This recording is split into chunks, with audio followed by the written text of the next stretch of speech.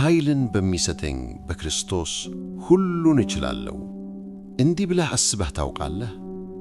አልችልም፣ ኃይል የለኝም፣ ይህ ከኔ አቅም በላይ ነው። ምናልባት አሁን በሕይወትህ ከባድ ጊዜ እያለፍክ ይሆናል። ሊፈታ የማይመስል ችግር፣ ልትሸከመው የማትችለው ጫና፣ ወይም ደግሞ የማይለቅ ፍርሃት። ነገር ግን ዛሬ አንድ እውነት ልነግርህ እፈልጋለሁ። አንተ ብቻህን አይደለህም። መጽሐፍ ቅዱስ እንዲህ ይላል፣ ኃይልን በሚሰጠኝ በክርስቶስ ሁሉን እችላለሁ። ፊልጵስዩስ 4:13። ይህ ምን ማለት ነው? የምንፈልገውን ሁሉ ማድረግ እንችላለን ማለት ነው? ወይስ ከእንግዲህ ችግር አይመጣም ማለት? አይደለም። ይህ ከዚያ የጠለቀ ሕይወትን የሚቀይር እውነት አለው። ትርጉሙም እግዚአብሔር ወደ አንድ ነገር ካመጣህ ለዚያ የሚሆን ኃይል ይሰጥሃል። እግዚአብሔር ከጠራህ እርሱ ያበረታታሃል። በጦርነትህ ውስጥ ብቻህን አይደለህም። በጥሪህ ውስጥ አልተተወህም፣ በመንገድህም አልተረሳህም። እግዚአብሔር የሚመራበትን መንገድ እርሱ ራሱ ያበረታታል። የራስ ኃይል ወይስ የክርስቶስ ኃይል?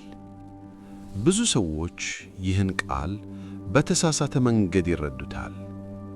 እንደ ግል ወይም ራስ መተማመን ያዩታል። ነገር ግን ይህ የራስ ኃይል ሳይሆን የክርስቶስ ኃይል ነው።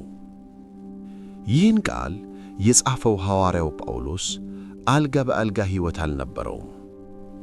ተመቷል፣ ተንቋል፣ ታስሯል፣ ተረስቷልም። ነገር ግን በዚያ ሁሉ ውስጥ ሆኖ እችላለሁ አለ። ለምን? ኃይሉ ከራሱ ሳይሆን ከክርስቶስ ስለመጣ ነው። ቴርሞሜትር ወይስ ቴርሞስታት? በሕይወት ውስጥ ሁለት አይነት ሰዎች አሉ። አንደኛ እንደ ቴርሞሜትር ሁኔታዎችን ብቻ ያሳያሉ። ነገሮች ጥሩ ሲሆኑ ይጠነክራሉ፣ ከባድ ሲሆኑ ይወድቃሉ። ኃይላቸው የሚመጣው ከሁኔታዎች ነው። ሁለተኛ እንደ ቴርሞስታት አካባቢን ይቀይራሉ። ሁኔታዎችን አይከተሉም፣ ይልቁንም ያስተካክላሉ። እግዚአብሔር አንተን ቴርሞስታት እንድትሆን ይጠራሃል። ሰላምህ ከውጭ ሳይሆን ከውስጥ ከክርስቶስ እንዲመጣ ይፈልጋል። የጥንካሬህ ምስጢር ስርህ ነው። እንደ ዛፍ አስብ። የዛፍ ጠንካራው ክፍል ቅርንጫፉ ሳይሆን የማይታየው ስሩ ነው። ጥልቅ የሚገባ የሚያጠናክር ስር። በክርስቲያን ሕይወትም ትልቁ ጥንካሬ እግዚአብሔር ብቻ የሚያየው ክፍል ነው። የምስጢር ጸሎትህ፣ ዝም ያለ እምነትህ፣ የማይታይ መታመንህ። ስርህ በክርስቶስ ከጠነከረ ማዕበልና ነፋስ አያፈርሱህም። ጌታ ኢየሱስ እንዲህ አለ፣ እኔ የወይን ግንድ ነኝ፣ እናንተም ቅርንጫፎች ናችሁ። ቅርንጫፍ ከግንዱ ተለይቶ ሊኖር እንደማይችል እኛም ከእርሱ ውጪ ደካሞች ነን።